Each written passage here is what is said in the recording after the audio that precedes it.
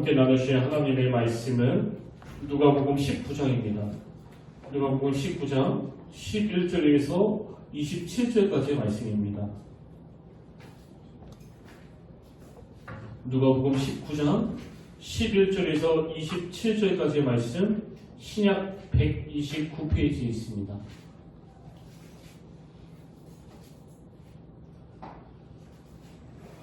누가복음 19장 11절에서 27절까지의 말씀. 우리 좀 말씀이 긴데요. 저와 여러분 한 절씩 교독하시다가 마지막 27절을 다시 한 목소리로 봉독하시겠습니다. 그들이 이 말씀을 듣고 있을 때 비유를 더하여 말씀하시니 이는 자기가 예루살렘에 가까이 오셨고 그들은 하나님의 나라가 당장에 나타날 줄로 생각함이더라.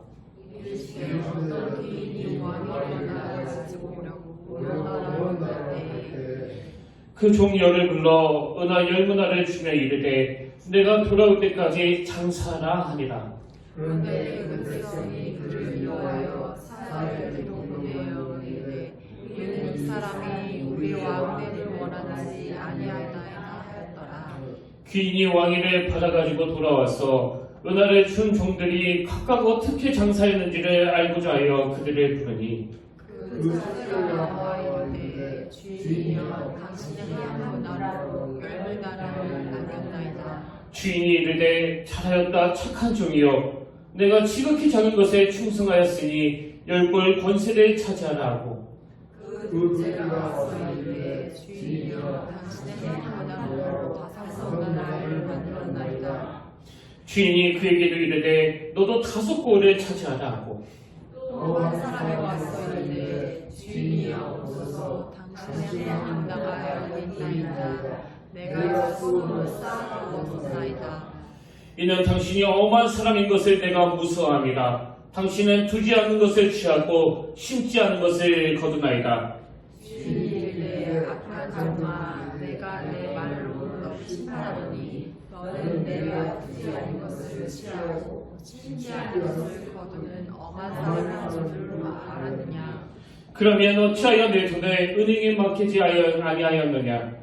그리하였으면 내가 와서 그 이자와 함께 그 돈을 찾았으리라 하고 곁에 서는 자에게 이르되 그 한 문화를 빼앗아 10문화 있는 자에게 주라 하니 그들이 이르되 주여 그에게 이미 10문화가 있나이다. 주인이 이르되 내가 너희에게 말하노니 무릇 있는 자는 맡기고 없는 자는 그 있는 것도 빼앗기고. 우리 다 같이 읽겠습니다. 시작. 그리고 내가 왕됨을 원하지 아니하던 저 원수들을 이리로 끌어다가 내 앞에서 죽이라 하였느니라. 아멘. 할렐루야. 반갑습니다. 우리 함께 인사 나누기 원합니다. 참 잘 오셨습니다. 오늘도 주님의 놀라운 은혜와 사랑이 이곳에 넘치기를 진심으로 축복합니다. 오늘은 예수님께서 들려주신 그 10문화 비유에 대해서 살펴보려고 하는데요. 내용이 이렇습니다. 귀족 출신의 어떤 사람이 그 왕위를 받으러 먼 나라로 길을 떠나면서 자기 종 10사람을 불러 모으는데요. 근데 그 주인이 종들에게 은하 1문화씩을 나눠주면서 이제 내가 돌아올 때까지 이곳으로 장사를 해라. 이런 명을 내리고는 이제 먼 나라로 떠납니다. 그리고는 시간이 어느 정도로 많이 흘러갔는지는 잘 알 수가 없습니다만 그 주인이 이제 돌아와서 그 종들을 다 소집하고는 각각 얼마를 벌어놓은지에 대해서 점검하고 체크하는 그런 시간을 가지고 있는데요. 그 첫 번째 종이 보고하기를 저는 주인님께 받은 한 문화로 10문화를 남겼습니다. 이렇게 결산보고로 해서 칭찬을 받았고요. 두 번째 종은 저는 받은 한 문화로 5문화를 남겼습니다. 그래서 그도 칭찬을 받았는데 마지막에 나오는 이 세 번째 종은 저는 받은 한 문화를 수건에 잘 싸서 잘 보관해 두었습니다. 그리고는 그 한 문화를 딱 꺼냈는데 그것 가지고 악한 종이라는 평가와 함께 그가 심판을 받게 되었다. 이런 유지의 비유입니다. 그래서 이 10문화 비유는 보통 그 마태복음 25장에 나오는 달란트 비유와 같이 설명하는 경우가 많고 또 전개되는 구도도 좀 비슷해서 보통 이 10문화 비유가 주는 교훈이 뭐냐고 물어본다면 그 달란트 비유와 비슷하다고 합니다. 이 비유를 통해서 주님은 맡겨진 일에 최선을 다하라, 충성을 다하라 이런 교훈을 주시기를 원하십니다. 틀린 답이 아닙니다만 사실 이 열무나 비유를 깊이 묵상하다 보면은 그런 차원을 뛰어넘는 너무나 중요한 메시지들이 이 열무나 비유 안에 담겨있다는 것을 알 수 있게 됩니다. 그래서 오늘 이 부분을 같이 좀 살펴보려고 하는데요. 제가 늘 말씀드리지만 성경은 어느 한 부분만 똑 따서 읽으면 안 되고 성경은 문맥으로 전체 흐름으로 읽어야 된다고 종종 말씀드리지 않았습니까? 이 열무나 비유도 마찬가지예요. 그래서 이 열무나 비유를 읽는데 제일 중요한 건 전후 문맥을 따라서 읽는 건데요. 그럼 이 열무나 비유 바로 앞에 어떤 말씀이 나오는가 하니까 우리가 잘 아는 세리장 삭개오 이야기가 나옵니다. 여러분이 잘 아시는 것처럼 그 삭개오 이야기는 온 주변 사람들에게 쓰레기 취급을 받던 그 사람 취급을 못 받던 한 인생이 이제 주님 앞으로 나와서 변화가 되는 그런 내용을 다루고 있는데요. 이 삭개오 이야기의 결론 부분에서 삭개오가 이런 변화된 선언을 하는 내용이 나옵니다. 누가복음 19장 8절 삭개오가 서서 주께 여쭤오되 주여 보시옵소서 내 소유의 절반을 가난한 자들에게 주겠사오며 만일 누구의 것을 속여 빼앗은 일이 있으면 내갑절이나 갚겠나이다. 그랬더니 주님이 9절에서 예수께서 이르시되 오늘 구원이 이 집에 이르렀으니 이 사람도 아브라함의 자손이로다. 이렇게 삭개오 이야기가 참 훈훈한 해피엔딩으로 그렇게 아름다운 결말로 이 이야기가 끝나는데요. 예수님께서 이 삭개오 이야기 맨 마지막에 이런 의미를 부여하십니다. 10절 인자가 온 것은 잃어버린 자를 찾아 구원하려 함이니라. 그리고는 11절에서 그들이 이 말씀을 듣고 있을 때 지금 그들이 듣고 있는 말씀이 뭐예요? 삭개오의 변화된 그 고백하고 무엇보다도 10절 인자가 온 것은 잃어버린 자를 찾아 구원하려 함이니라. 이런 말씀을 듣고 있을 때에 비유를 더하여 말씀하시더니 그래서 나온 게 이 열무나 이야기입니다. 이 열무나 이야기가 나온 배경을 아시겠죠? 그러니까 이 열무나 비유를 주님께서 들려주신 목적은 인자는 잃어버린 것을 찾아 구원하러 왔다. 그 잃어버린 한 영혼에 내 온 마음이 담겨져 있다. 너희들도 이런 마음을 회복하면 좋겠다. 그런 메시지를 전하고 싶으셔서 이 열무나 비유를 들려주셨다는 사실이에요. 이게 열무나 비유 앞에 나오는 배경이고요. 그런가 하면 여러분 이 열무나 비유 바로 그 다음에 어떤 내용이 나오는지 아십니까? 이 열무나 비유가 27절까지의 내용인데요. 바로 그 다음 28절에 보니까 예수께서 이 말씀을 하시고 예루살렘을 향하여 앞서서 가시더라. 그리고 41절 가까이 오사 성을 보시고 우시며 지금 너무 강팍해서 하나님 앞으로 돌아오지 않는 그 수많은 사람들을 생각하며 눈물을 흘리시는 주님이에요. 여러분은 어떤 생각이 드세요? 예수님께서 이 열무나 비유를 들려주실 때는 그분의 온 마음이 거기에 다 담겨져 있는 겁니다. 나는 잃어버린 한 영혼에게 마음이 가 있는데 너희들도 정말 이랬으면 좋겠다. 사실 저는 지난 한 주간 동안 이 열무나 비유 말씀을 묵상하는데 그 예수님의 마음이 와닿으면서 자꾸 마음에 반성이 되고 또 회개가 나오는 겁니다. 예수님은 지금 이렇게 잃어버린 한 영혼에 대하여 온 마음을 담고 계시는데 그래서 너희들도 이 마음을 회복하면 좋겠다고 그렇게 비유를 들면서 강조하고 계시는데 오늘 나는 내 에너지를 어디에다가 쏟고 있는 건가? 코로나19 이후로 지금 한국교회가 겪고 있는 이 아픔은요, 세상 사람들이 좀 비난한다. 청년들이 교회를 떠나고 있다. 지금 많은 교회들이 함께 예배드리지 못하고 있다. 이런 상황들도 다 아픔이지만, 총체적으로 이런 일들을 통해서 우리가 깨달아야 되는 게 뭡니까? 하나님이 지금 우리의 신앙의 민낯을 다 드러내고 계시다는 거예요. 무언가를 향해 열심히 달려가는 것 같은데, 그게 헛다리 짚는 열심이라는 거 아닙니까? 주님의 마음은 그 영혼을 살리는데 온 마음이 쏠려 계시는데 그리고 여러분 우리가 지금 너무 엉뚱한 곳에다가 그 에너지를 허비하고 있는 거 아닙니까? 지금 너무나 많은 성도님들이 그 별로 중요하지도 않는 그 이념 가지고 막 싸우는데 우리 모두가 다 이 사람도 마음에 안 들고 저 사람도 마음에 안 들고 이것도 나랑 다르고 저것도 나랑 다르다고 하더라도 우리는 무조건 하나 되어야 돼요. 우리 모두가 다 하나 돼가지고 우리가 추구해야 되는 게 뭡니까? 요한복음 6장 39절 나를 보내신 이의 뜻은 내가 주신 자 중에 내가 하나도 잃어버리지 아니하고 마지막 날에 다시 살리는 이것이다. 세상이 저 같은 목회자를 막 비난하고 조롱하고 세상이 교회를 향해서 비아냥거리는 이것도 참 슬프지만 이것만이 슬픈 게 아니라 우리가 자꾸 이렇게 나쁜 이미지를 만든다면 어떻게 주님의 뜻을 구현할 수 있겠습니까? 전도가 안 된다고 하는데 복음이 전해지지 않는다고 하는데 우리 때문에 지금 하나님의 이미지가 자꾸 오해를 받고 자꾸 이상한 쪽으로 왜곡된다고 하는데 이걸 어떻게 그냥 방치할 수 있느냐고요. 지금 잠이 오십니까?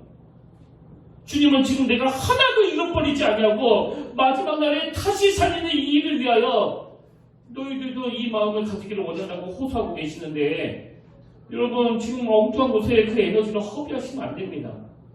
이런 의미에서 저는 계속 마음으로 오기를 가지고 다짐합니다. 하나님 코로나19 때문에 지금 많은 교회들이 뭐 이것도 못하고 저것도 막혀있지만 그러나 그것이 영적 침체로 연결되지 않도록 그래서 이 상황과 환경에 상관없이 하나님이 맡겨주신 그 모든 일들을 다 남김없이 해내기를 원합니다. 그리고 이 주님의 마음을 회복하기를 원합니다. 인자는 잃어버린 것을 찾아 구원하러 왔다. 너희들도 이 마음을 회복하면 좋겠다. 이 주님의 마음을 회복해야 우리도 아버지 하나님의 마음으로 그 한 영혼에게 손을 내밀 수 있는 거 아닙니까? 사실 많은 분들이 저한테 그런 얘기를 했거든요. 목사님 지금 코로나19 때문에 그리고 교회에 대한 너무나 안 좋은 그 시선 때문에 전도가 안 돼서 얼마나 힘듭니까? 사실대로 말씀드리면 저도 잠깐 그 말에 동의했습니다. 그러나 제가 그렇게 생각한 것을 공개적으로 회개합니다. 여러분 전도는요. 내가 몇 명을 교회에 데리고 간다. 그리고 몇 명을 정착시켰나. 이런 어떤 눈에 보이시는 가시적인 걸 결산하는 게 아니에요. 전도의 궁극적인 목표는 우리 모든 그리스도인들이 주님이 그토록 원하셨던 잃어버린 한 영혼에 대한 관심을 회복하는 것. 이게 가장 큰 목표예요. 그리고 저는 그 주님의 마음이 회복된다면 뭐 상황은 지금 어려워도 힘이 다 보인다고 생각합니다. 최근에도 어느 권사님이랑 통화를 하는데 목사님이 매주마다 그 설교 영상을 올려주시면 타국에 있는 아들에게 또 며느리에게 보내주고 있습니다. 하루속히 제 아들과 제 며느리가 하나님을 만날 수 있도록 목사님 기도해 주시기 원합니다. 이게 바로 주님의 그 마음 아니겠습니까? 그래서 비록 지금은 코로나19 같은 상황이지만 인자는 이런 것을 찾아 구원하러 왔다. 너희들도 이 마음을 회복하면 좋겠다. 우리가 그 주님의 마음을 헤아리는 회복하는 그런 기회로 삼자는 겁니다. 이런 점에서 저는 오늘 본문에 나오는 이 열무나 비유를 묵상하면서 이 열무나 비유가 여러분에게 잃어버린 그 주님의 마음을 회복하는 도구로 묵상이 되고 쓰여졌으면 좋겠는데요. 그런 마음에서 저는 이것과 관련해서 한 3가지 전제를 발견하고 함께 나누려고 합니다.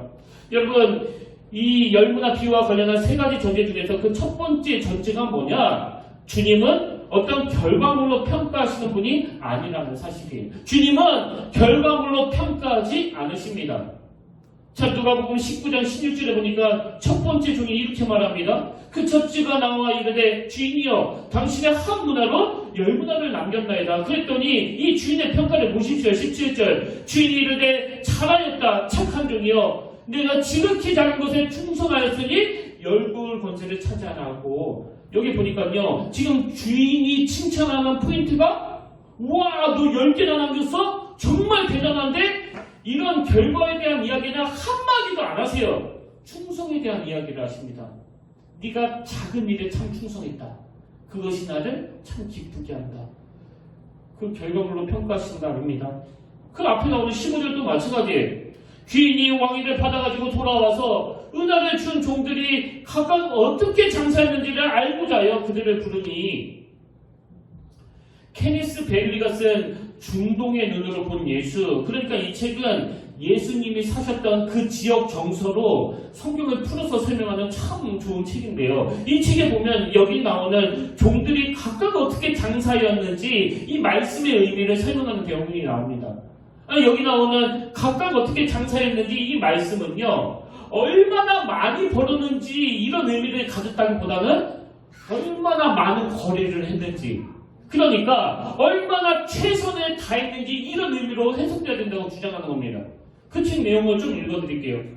만일 주인이 자기 종들이 장사하여 무엇을 벌었는지 알고자 한다면 종들에게 번 돈을 내게 보여봐라. 이런 형태로 요구했을 것이다. 그러나 주인이 너희가 얼마나 많은 거래를 했느냐라고 묻는다면 이는 종들이 주인이 자리를 비운 그 위험한 시기에도 얼마만큼 주인에게 공개적으로 충성했는지를 밝히려는 것이다. 여러분, 저는 여기 나와 있는 종들이 주인이 자리를 비운 위험한 시기에도 얼마만큼 주인에게 공개적으로 충성했는지를 밝히는 것이다. 이 대목을 읽는데요. 그 14절 말씀이 불쑥 떠오르는 겁니다. 사실 이 14절 말씀은 열무나 비유에서 종들에 대한 말씀의 맥락으로는 뭐 좀 빼도 되는 그런 말씀이거든요. 한번 14절을 보십시오. 근데 그 백성이 그를 미워하여 사자를 뒤로 보내어 이르되 우리는 이 사람이 우리의 왕됨을 원하지 아니하나이다 하였더라. 이건 지금 주인이 왕위를 받으려고 먼 나라로 가는 과정에서 그걸 방해하는 사람이 있다는 그 이야기인데요. 근데 이 열무나 비유에 나오는 그 종들은요, 거기 먼 나라 따라가는 사람들이 아니에요. 남아있는 사람들입니다. 그럼 그 종들하고 이 14절 말씀은 그다지 연관이 없는데 왜 예수님은 이 비유 속에서 이 14절 말씀을 넣었을까? 뭘 강조하고 싶은 겁니까? 지금 예수님의 통치를 거부하는 사람들이 이제 예수님께서 맡겨주신 그 사명을 감당하는 그 일에 대하여 방해하고 회방하는, 그래서 너희들도 하게 될 그 일들이 참 어렵고 힘든 일이라는 것을 암시하는 내용 아닙니까?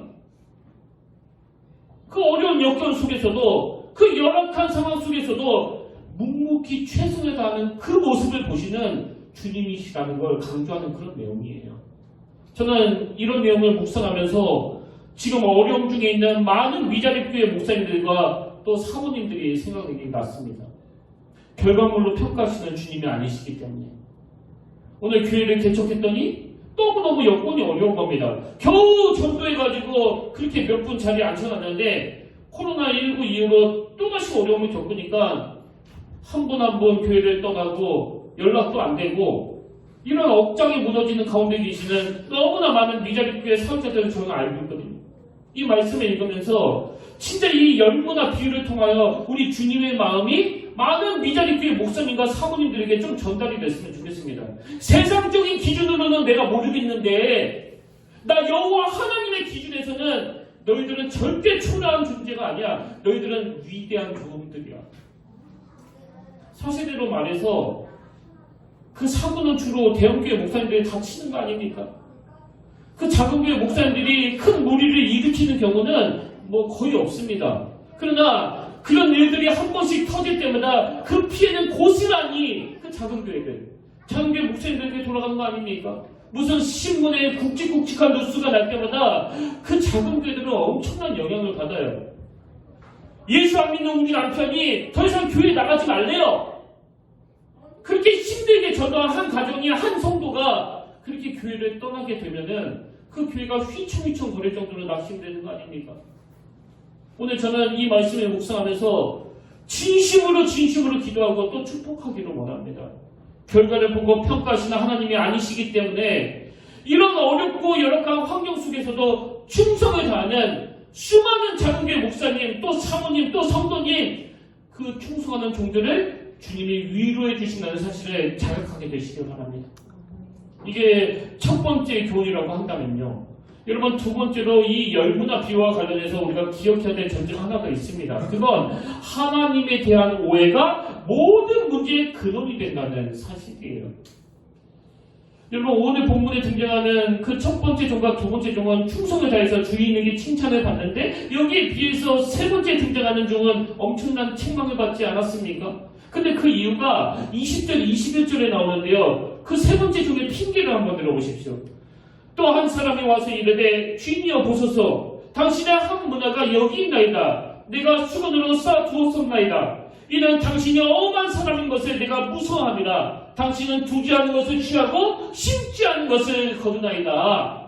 그랬더니 22절에 주인의 무서운 책망이 나옵니다. 주인이 이르되 악한 종아, 내가 내 말로 너를 심판하노니 너는 내가 두지 않은 것을 취하고 심지 않은 것을 거두는 엄한 사람인 줄로 알았느냐. 우선 제가 이번에 여기서 세상 깜짝 놀랄 한 대목을 발견했는데 그게 뭐냐 하니까 지금 이 세 번째 종에 대한 주인님의 그 평가와 심판의 기준은요, 그가 한 행위가 아니라는 거예요. 그 장사는 안 하고 수건에 싸놓은 그 행위가 아니고, 내용을 다시 보세요. 22절. 주인이 이르되 악한 종아, 내가 너의 뭘로 심판합니까? 너의 말로. 너의 말로 내가 심판한 거지. 이게 참 충격적인 거 아닙니까? 왜 그 말이 심판의 대상이 될까요? 속에 있는 생각을 표했기 때문이에요. 그럼 속에 있는 생각이 뭐냐? 이 세 번째 종의 문제를 두 가지로 제가 정리를 해봤는데요. 먼저는 책임전가입니다. 책임전가. 자기의 잘못된 행동을 정당하기 위해서 자기 주인에게 책임을 전가하는 태도. 그런가 하면 이 세 번째 중에 두 번째 문제가 뭐냐 하니까 지금 주인을 너무나 나쁜 사람으로 매도하고 있는 거 아닙니까? 21절을 다시 보십시오. 이는 당신이 엄한 사람인 것을 내가 무서워합니다. 당신은 두지 않는 것을 취하고 심지 않는 것을 거두나이다. 제가 어느 자료에 보니까요, 이 표현, 두지 않는 것을 취하고 심지 않는 것을 거두나는 이 표현은요, 그 당시에 막 착취하는 그 못된 사람들에 대해서 통용되는 그런 표현이라는 거예요. 그러니까 이 종이 가지고 있는 주인에 대한 인식이 뭡니까? 또 열심히 해봐 소용없다. 내가 막 열심히 해가지고 이익을 남기면 그거 주인이 다 뺏어가 버리고, 반대로 내가 열심히 하다가 이익이 잘 안 되고 문제가 생기면 모든 책임을 다 뒤집어 씌우는 그런 주인이라고. 이 세 번째 종이 가진 그 문제가 뭔지 아시겠죠? 그래서 저는 앞에서 언급드린 그 케니스 베일리가 그 책에서 말한 한 대목을요, 그 노트에다가 메모해 놓고 화면으로도 제가 준비했는데 그 내용을 한번 보십시오. 그 종이 주인을 뒤틀린 모습으로 보게 된 것은 자신의 신실치 않음 때문이다. 이게 제 마음에 너무나 와닿았습니다. 그 종이 주인을 뒤틀린 모습으로 보게 된 것은 자신의 신실치 않음 때문이다. 그러니까 제가 그 책임전가라고 그랬잖아요. 무슨 자라온 환경이 또 어릴 때 받은 교육이 문제가 아니라 하나님을 자꾸 오해하는 건 자신의 신실치 않음 때문이다. 저는 지금까지 하나님께서 맡겨주신 그 역할을, 그 사명을 잘 감당하는 어느 성도가 이렇게 세 번째 종과 같은 평가하는 걸 저는 한 번도 본 적이 없습니다. 그래서 여러분, 제가 요즘에 계속 강조하고 있는 그 중심 문구가 있잖아요. 코로나19는 하나님께서 우리의 민낯을 다 드러내게 하신 사건이다. 코로나19는 거품으로 가득 찬 우리의 밑바닥을 다 보여준 사건이다. 그래서 제가 지난주에 인용해드렸던 마틴 로이드 존스 목사님이 하신 이 한마디를 여러분 꼭 기억하셔야 됩니다. 내용을 다시 읽어드릴게요. 야곱은 형 에서가 자기 재산을 빼앗을지 모른다. 내 처자식을 죽일지 모른다. 나까지 죽일지 모른다. 야곱은 지금 이런 것들이 위험한 상황이라고 생각했습니다. 근데 하나님은 말씀하십니다. 사랑하는 야곱아, 너에게 필요한 건 에서와 화해하는 것이 아니라 나와 화해하는 것이다.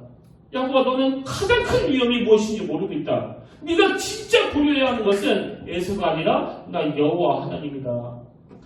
여러분, 이 하나님에 대한 오해가 모든 문제의 근원이 된다고 한다면 오늘 코로나19라는 끔찍한 그 재앙 같은 이 사건을 통하여 하나님은 우리의 민낯을 드러내게 하시는 거예요.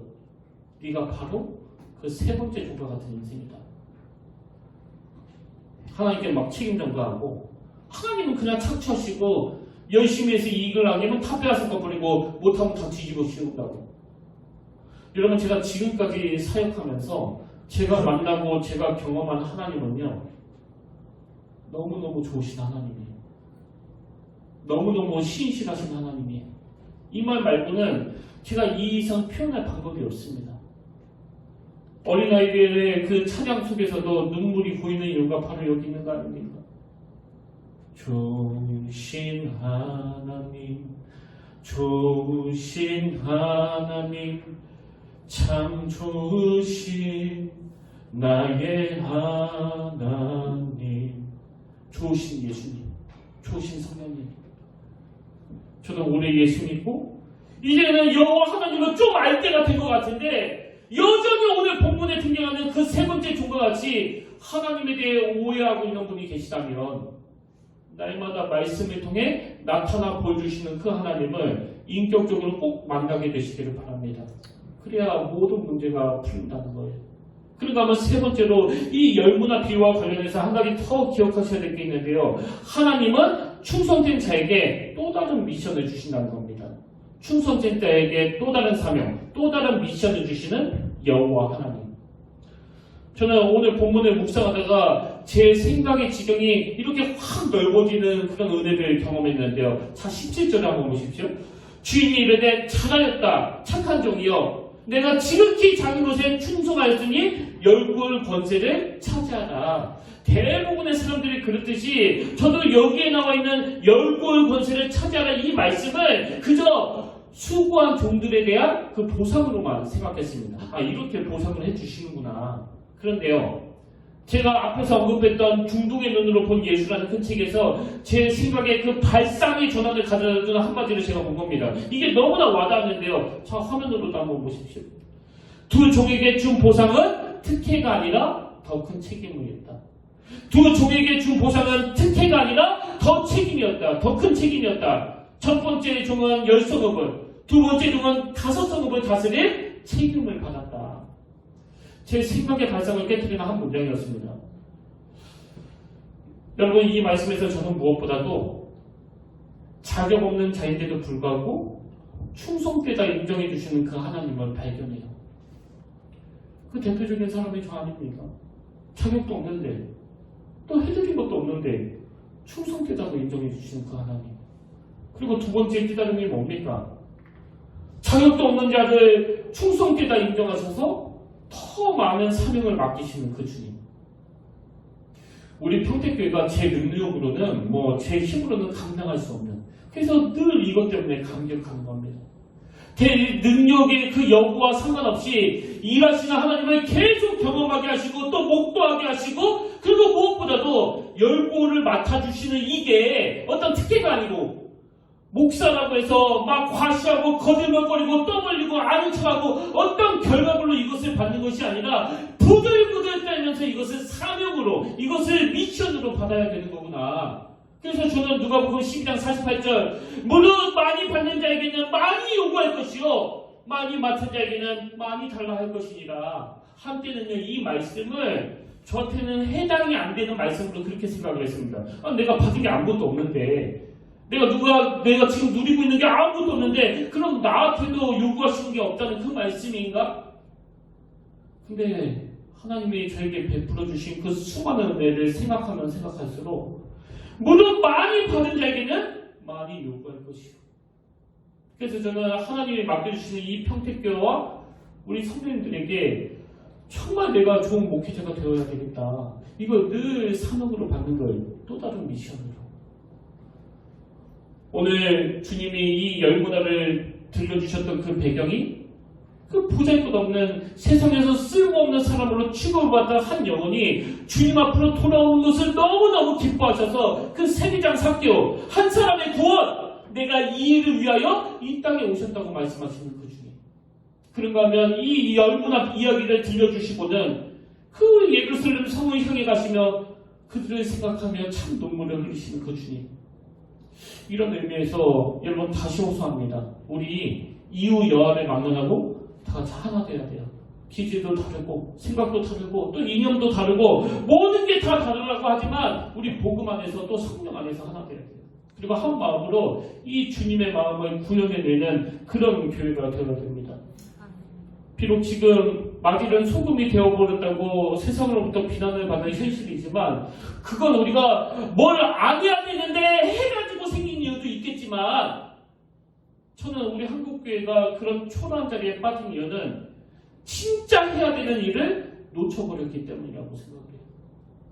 그런 의미에서 저는 그 케네스 벨리의 책에 나오는 한 대목을 소개해드리고 말씀을 정리하기를 원하는데 이 내용을 한번 읽어드리겠습니다. 잘 들어보세요.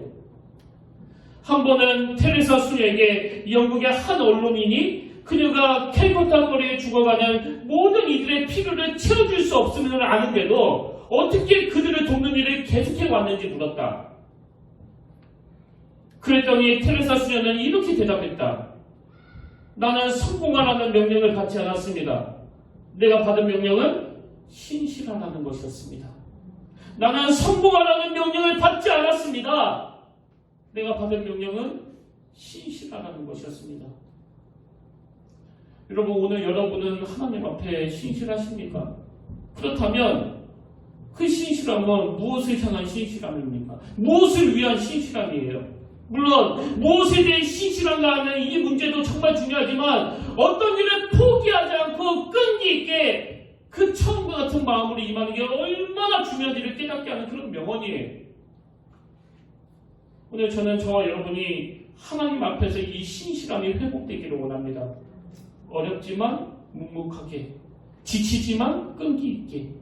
그래서 하나님 앞에 충성되다 인정을 받고 더 많은 미션들을 부여받는 그런 평택교회 성도님들 되기를 주님 이름으로 간절히 축복합니다.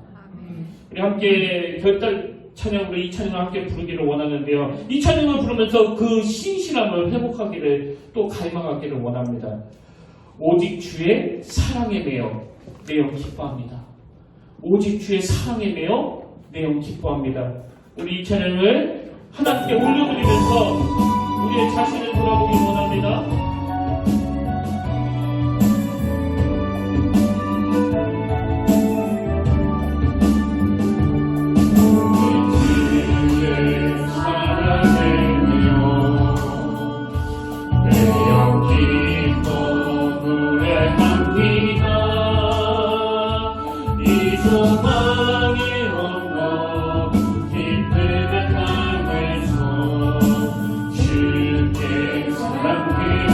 오직 주의 임재 안에 갇혀 오직 주의 임재 안에 갇혀 하나님 더 사랑합니다. 이 소명의 건너 거룩한 땅에서 주께 감회해 주께서 주신 모든 은혜 주께서 주신 모든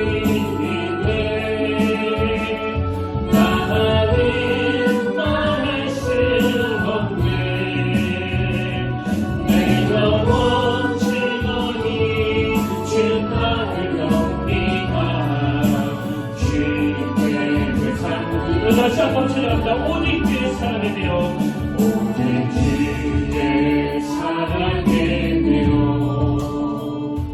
내 영 기뻐 노래합니다. 이 소망의 언덕 기쁨의 땅에서 주께 사랑드립니다. 오직 주의 임재 안에 갇혀 오직 주의 임재 안에 갇혀 내 영 기뻐 찬양합니다. 이 소명의 언덕 거룩한 땅에서 주께 감회드림 주께서 주신 모든 은혜 주께서 주신 모든 은혜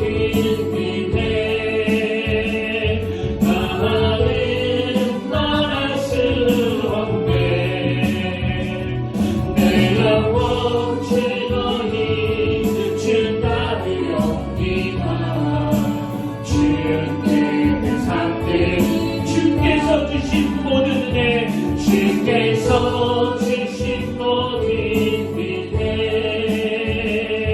하나님 말할 수 없네. 내 영혼 즐거이 주 따르렵니다.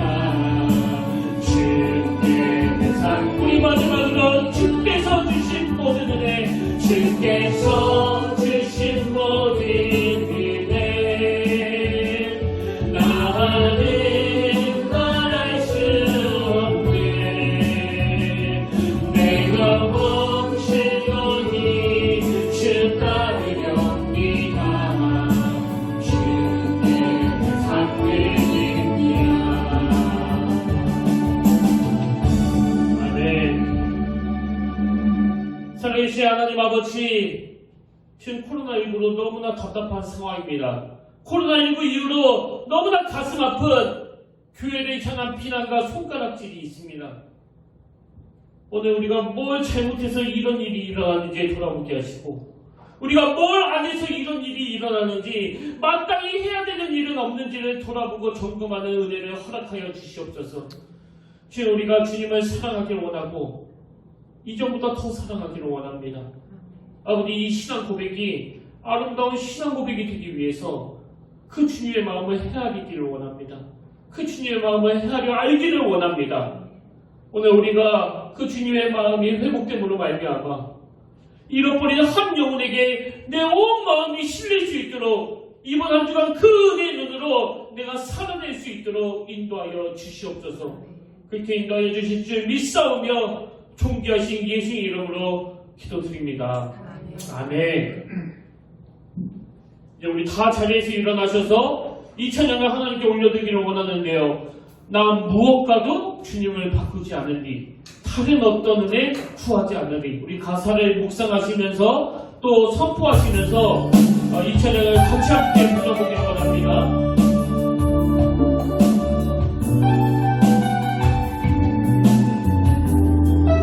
나 무엇과도 주님을 바꾸지 않으리.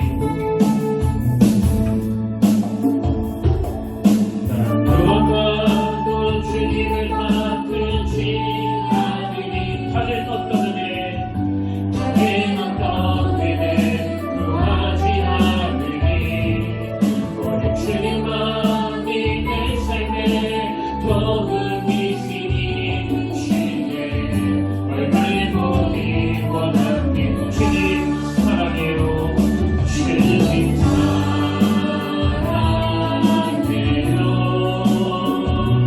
온 마음과 정성 다해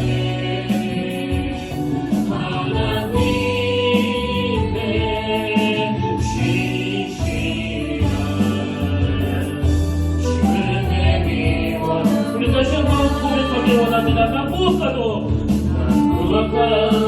주님을 바꾸지 않으리. 다른 어떤 은혜, 다른 어떤 은혜 구하지 않으리. 오늘 주님만이 내 삶에 도움이시니 주의 얼굴 보기 원합니다. 주님 사랑해요. 주님 사랑해. 온 마음과 정성 다해, 온 마음과 정성 다해 하나님의 지시라 주의 미원. 주님 사랑해요. 주님 사랑. 온 마음과 정성 다해, 온 마음과 정성 다해 하나님의 지시라 주의 원합니다. 아멘. 고마우신 하나님 아버지, 사실은 자격도 없는데 또 해드린 것도 없는데 너는 자격이 있다, 너는 충성되다, 내가 너에게 10고을을 맡기겠다, 5고을을 맡기겠다. 아버지, 그 은혜에 감격하며 우리 눈에 주님께서 맡기신 사명이 보여지기를 원합니다. 지금 코로나19로 너무 답답하고 힘든 긴 터널을 지나가고 있지만 아버지, 이것이 영적 침체로 연결되지 않도록 붙잡아 주시고 여전히 내 심령에 찾아와 주시는 그 은혜를 기억하며 잃어버린 한 영혼을 향한 우리 주님의 마음을 회복하기를 원합니다. 그 마음으로 하루를 시작하게 하시고 그 마음으로 주변 사람들에게 참 따뜻한 손을 내미는 저희들이 되도록 인도하여 주시옵소서.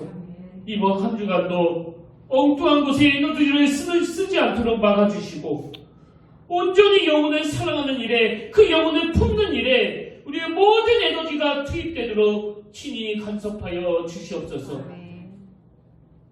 이제는 우리 주 예수 그리스도의 은혜와 하나님 아버지의 탐없는 사랑과 성령님의 감동, 감화, 위로부터 충만하심의 역사가 참 무지한 저희들을 위하여 늘 깨달음으로 가르쳐 주시고 그 은혜의 길로 인도하시는 그 주님을 기억하고 감사하며 주님이 걸어가셨던 그 길, 주님이 흘리셨던 그 눈물에 나도 함께 동참하겠다고 결단하며 예배드리는 모든 죄자들 머리 위에 지금부터 영원토록 함께 하시기를 간절히 축원하옵나이다.